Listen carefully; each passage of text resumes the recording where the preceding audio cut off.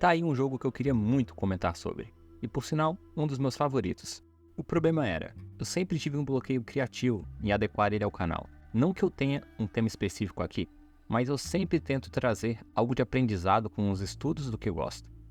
Hoje, consegui juntar tudo isso e finalmente trabalhar num vídeo de Devotion. E como a composição, ou aqui, mise-en-scène, potencializa a história desse macabro, porém inesquecível jogo. Acho que é importante lembrar que provavelmente o vídeo tem alguns temas meio fortes. É um drama familiar, é violento, e apesar da redenção, ou quase ela, é uma experiência marcante. Mas vamos lá, antes de começarmos e, por assim dizer, mergulhar no jogo em si, apesar de eu comentar sobre isso em praticamente todos os vídeos do canal, eu vou dizer novamente. Lembram do Master Shot e da composição nele? Não? Então, aqui está o vídeo para vocês. Mas calma, eu posso explicar aqui também. Temos tempo. E eu aqui escrevendo o roteiro, provavelmente estou com receio de começar. Então, Master Shot é o menos importante para nós aqui. A única coisa que importa é o fato de ser em uma sala, um shot e em um que precisa de muito foco aos detalhes, já que é o que potencializa ele. Mas a cereja do bolo é a composição. Vamos ver uma cena reconfortante. Aqui em Coraline, vemos a importância da composição em criar contexto, detalhes e, por assim dizer, conversar com os personagens. Um Master Shot da sala, onde vemos Coraline comentando sobre o clima estar perfeito para a jardinagem. Porém, note algumas coisas. A roupa de frio da mãe, a chuva lá fora, a capa de Coraline e, por fim, as caixas desorganizadas. Na composição da cena, vemos, claro, o amarelo de Coraline energizando a personalidade dela e contrastando com o mundo desaturado e sem graça que é o mundo adulto. Mas onde entra a mise-en-scène aí? Basicamente em tudo. A mise-en-scène é um termo em francês que remete à encenação em si. Aqui, para nós, é tudo que está dentro do shot. Ou seja, as caixas, janela, mesa, mãe, Coraline, tudo. A junção disso é trabalho da composição também. Criar um cenário não só bonito, mas que ajude a contar a história que estamos presenciando. E falando em cenários que contam histórias, é aí que entra Devotion. Devotion é um jogo lançado em 2019, pela mesma empresa que já nos agraciou com o incrível Detention, e que agora viria a criar sua Magnum Opus. Devotion é um jogo que trata de temas familiares, mais precisamente na vida do roteirista hoje fracassado, do Feng, tendo a sua gameplay basicamente baseada em puzzles e em um walking simulator pelo edifício residencial em Taipei. Porém, é aí que o jogo brilha. Durante o game, passamos por diversas versões do mesmo local, melhor dizendo, versões de épocas diferentes. Do Feng é um personagem confuso, por muitas vezes impulsivo. Isso tudo começa a piorar com a estagnação de sua carreira e problemas familiares. Do Feng é casado com Li Feng, uma cantora e renomada atriz, e juntos eles tiveram uma filha, Mei Xin.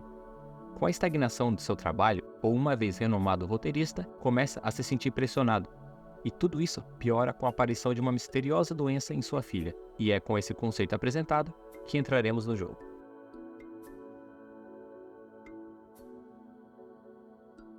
É engraçado que o momento em que tomamos controle do Feng é justamente em um momento banal de sua vida, assistindo televisão enquanto come. Porém, note na composição amarelada.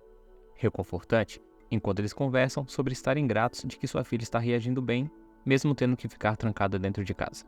E aqui já podemos começar a analisar a composição. Já conseguimos notar alguns pontos de foco, e muito importantes, o relógio e a data, junto do quarto de Mei Xin. Claro que após mover a câmera, são criados outros pontos de foco, mas como o shot, e por assim dizer o jogo, começa dessa forma, essas são as primeiras coisas em que colocamos os olhos.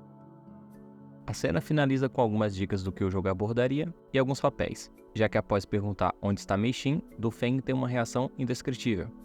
E após tapar os olhos, tudo começa.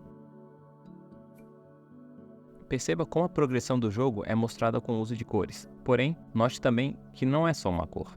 A progressão para um dos únicos anos felizes da família, é claro, feito com amarelo, a cor que aqui no jogo representa coisas boas. Mas se você prestou atenção, na verdade nem precisa tanta atenção, já que está ocupando quase metade da tela, temos também a cor vermelha, e por algum motivo, marcando um símbolo religioso. O vermelho, a vaidade, perigo, sangue e raiva, nos guia no meio de um corredor escuro, para o primeiro ano do jogo.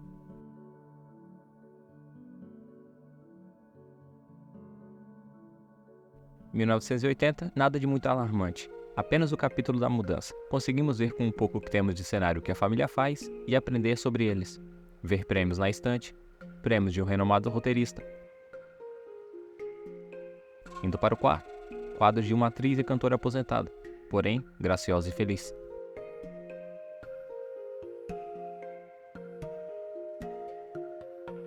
Ao fim desse capítulo, ganhamos nosso isqueiro, o que ajudará a obviamente fazer alguns puzzles e iluminar nosso caminho. Mas é interessante o jeito que foi utilizado o estilo de arte aqui. É um estilo de arte que será abordado com uma visão de olhos fechados, dando um plus ao item e o certificando como a luz, um presente. É muito importante deixar claro que o jogo não tem uma narrativa fácil de se seguir, e uma das belezas dele é como são utilizados de meios alternativos para contar a história, não apenas apelando a documentos como seria o normal. No desenvolvimento do jogo, os planos eram exatamente esses: criar um cenário que chamasse a atenção dos jogadores, como podemos ler na entrevista que eles deram para a revista Eurogamer. E a ideia dos apartamentos serem feitos de maneira detalhada é parte importante da narrativa do jogo, como eles também confirmaram na mesma entrevista. Seguindo no jogo, conseguimos ver alguns detalhes sendo acrescentados na decoração da casa. Alguns quadros de uma deidade, uma girafa para medir o tamanho da filha, e por fim, vários manequins representando momentos da família no apartamento. E conforme progredimos na casa, vocês vão ver outro padrão. Lembram da cor amarela ser algo bom? Então, perceba que os nossos objetivos sempre estão cercados por uma cor amarela. Isso não é sem querer. Assim como na sala anterior, onde os locais para interação eram amarelados ao seu redor, aqui ocorre a mesma coisa. Dentro do quarto do casal, vemos algumas colocações para as cores do jogo, confirmando o amarelo para Mei Xin e o vermelho para Li Feng.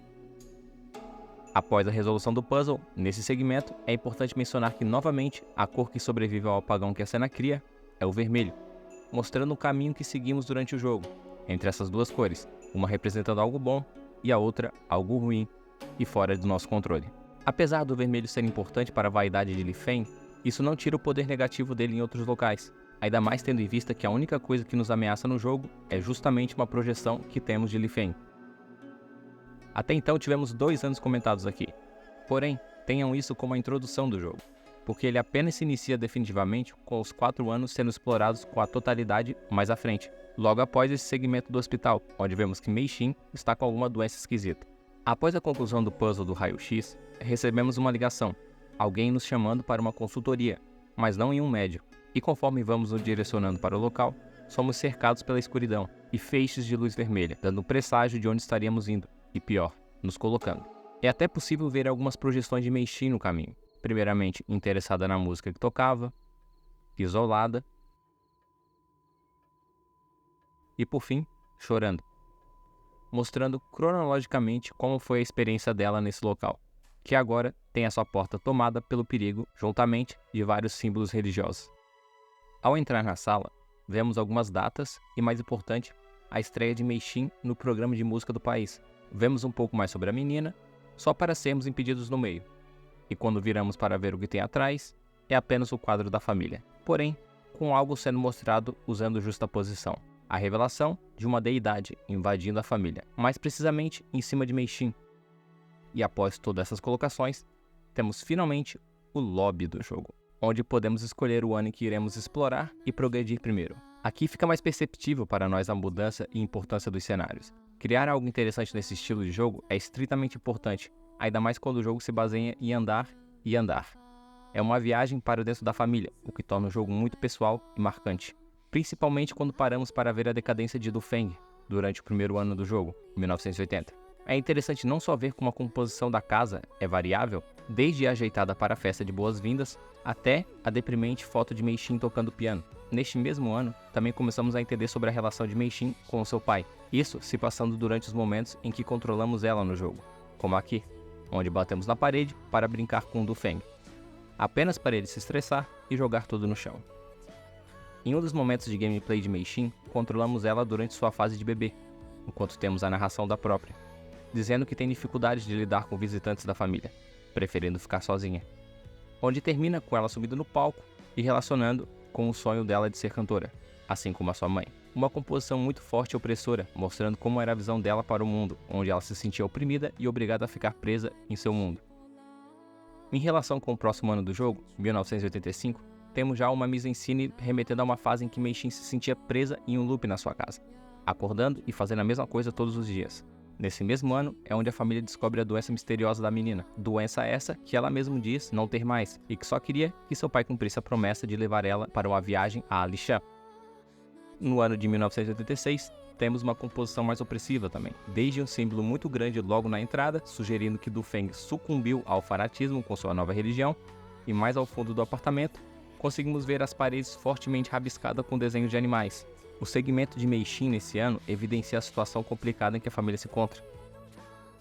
Todos os roteiros fracassados de Du Feng fizeram ele se sentir pressionado para com sua família, já que ele vê uma necessidade enorme dele cuidar das finanças da casa, o que claramente é apenas uma defesa para sua situação infeliz. Ele até mesmo acusa sua esposa de estar gastando demais, logo quando ele mesmo tem feito isso de maneira mais agressiva, comprando ídolos caros, peixe e dando oferendas frequentemente para o seu novo deus. E aqui temos o reforço de como Du Feng infelizmente vê a situação de Mei Xin. Ele acredita veemente que ela está sendo melhorada apenas por conta das suas oferendas. E nesse assunto podemos parar por aqui, porque não quero dar spoiler. Com a enfim resolução desse ano, vemos finalmente a confirmação da cor vermelha como perigo. E isso é reforçado também com os quadros banalizados de Li Feng, colocando ela como antagonista no jogo, apenas para Du Feng, que naquele momento via todos como uma afronta às suas crenças, se desligando da realidade.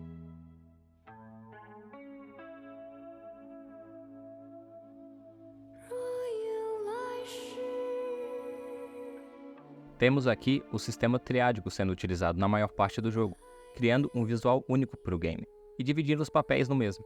O vermelho da vaidade e perigo é visto sempre em momentos de tensão para Du Feng, já que a cor era com maior encaixe na sua esposa. Porém, com o decorrer do jogo, essa mesma cor se torna alvo de atenção do jogador, mostrando o perigo como sendo o próprio Du Feng e sua crença, já que a cor é presente em quase todas as aparições da deidade na casa. O amarelo é a cor do bem no jogo, sempre referenciada em Mei Xin e nas tulipas que o conto menciona. A cor nos guia durante os segmentos de puzzles, e sempre tem uma relação com sentimentos fortes e radiantes, assim como uma criança cheia de sonhos seria. O azul já é colocado como uma depressão e falta de propósito que Du Feng se encontra.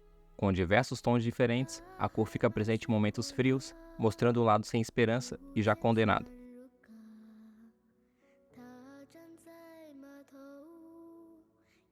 E pessoal, por Devotion é isso.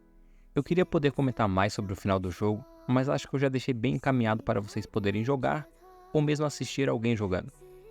Fica difícil recomendar um jogo que só tem para PC e ainda por cima apenas no site da Red Candle, mas enfim, é um jogo incrível, um dos meus favoritos no geral e que acredito que todos devam dar uma chance. É a melhor, pior experiência que terão em 3 horas de gameplay. É isso, e eu já volto.